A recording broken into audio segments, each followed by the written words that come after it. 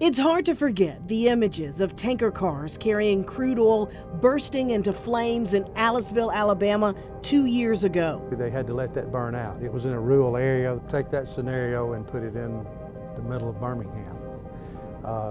Could have been a lot more tragic. Neil Elders spent 30 years as a train engineer.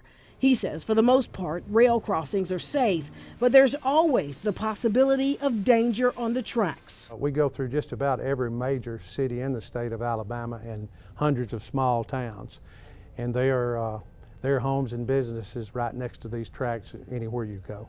According to state records, crude oil, which is highly flammable, is transported on trains through 30 of Alabama's 67 counties. Elders said we could see more fiery crashes here and all over the country. There has been a real increase, and especially the amount of crude oil because of the oil boom in North Dakota.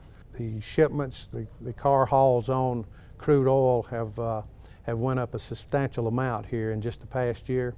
So I think that the increase is why that you see that we are having a few more accidents. The problem is that these rail cars set each other off, and you get a giant fire event, which if it happens in a downtown area could be a disaster of big proportions.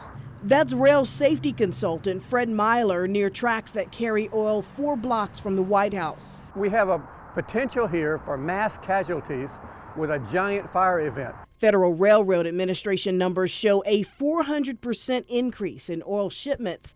Elders is now a lobbyist pushing for measures like HB 279, a bill that would mandate a 2-person crew on every train. It's much like you have 2 pilots in every plane, 2-person crews, an engineer and a conductor, one to double check the other and to make sure that they are in compliance with the regulations and the rules and safety.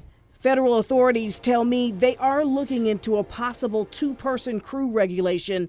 As for crude oil accidents, FRA spokesperson Mike England says there has been a 50% decline over the last 10 years.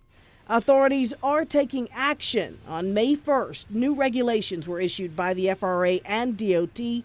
Trains carrying oil must now slow down to 40 miles per hour in high-risk communities and ship oil in newer, stronger tanker cars. Rhonda Robinson, Fox 6 News, on your side.